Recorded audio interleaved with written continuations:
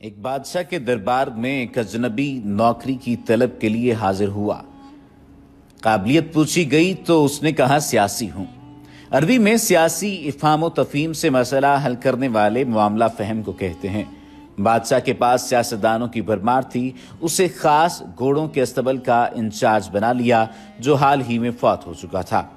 چند دن بعد بادشاہ نے اس سے اپنے سب سے مہنگے اور عزیز گھوڑے کے متعلق دریافت کیا۔ اس نے کہا نسلی نہیں ہے۔ بادشاہ کو تعجب ہوا۔ اس نے جنگل سے سائز کو بلا کر دریافت کیا۔ اس نے بتایا گھوڑا نسلی ہے لیکن اس کی پیدائش پر اس کی ماں مر گئی تھی۔ یہ ایک گائے کا دودھ پی کر اس کے ساتھ پلا ہے۔ مسئول کو بلایا گیا اور اس سے پوچھا گیا کہ تم کو کیسے پتا چلا اصیل نہیں ہے؟ اس نے کہا جب یہ گھاس کھاتا ہے تو گایوں کی طرح سر نیچے کر کے، جبکہ نسلی گھوڑا گھاس منہ میں لے کر سر اٹھا لیتا ہے۔ بادشاہ اس کی فراست سے بہت متاثر ہوا۔ مسئول کے گھر اناج، گھی، بھنے دمبے اور پرندوں کا اعلیٰ گوشت بطور انعام بھجوایا۔ اس کے ساتھ ساتھ اسے ملکہ کے محل میں تعینات کر دیا۔ چند دنوں بعد بادشاہ نے مصاحب سے بیگم کے بارے میں رائے مانگی۔ اس نے کہا طور و اطوار تو ملکہ جیسے ہیں لیکن شہزادی نہیں ہے۔ بادشاہ کے پیروں تلے سے زمین نکل گئی۔ حواس بحال کیے، ساس کو بلاوا بھیجا، معاملہ اس کے گوش گزار کیا۔ اس نے کہا حقیقت یہ ہے تمہارے باپ نے میرے خاوند سے ہماری بیٹی کی پیدائش پر ہی رشتہ مانگ لیا تھا، لیکن ہماری بیٹی 6 ماہ میں فوت ہو گئی۔ چنانچہ ہم نے تمہاری بادشاہت سے قریبی تعلقات قائم کرنے کے لیے کسی کی بچی کو اپنی بیٹی بنا لیا۔ بادشاہ نے مصاحب سے دریافت کیا تم کو کیسے علم ہوا؟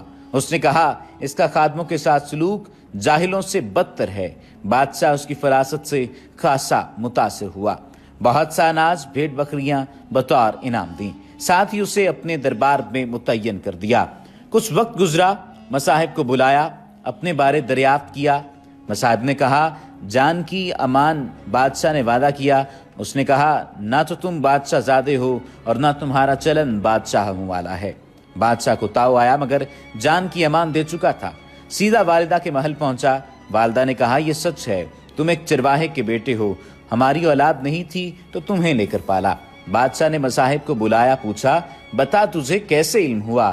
اس نے کہا بادشاہ جب کسی کو انعام و اکرام دیا کرتے ہیں تو ہیرے موتی جواہرات کی شکل میں دیتے ہیں، لیکن آپ بھیڑ بکریاں، کھانے پینے کی چیزیں عنایت کرتے ہیں۔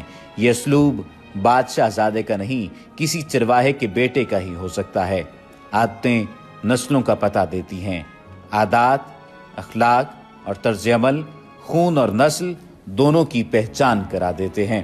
اسی وجہ سے کوشش کیجئے کہ ایسے عادات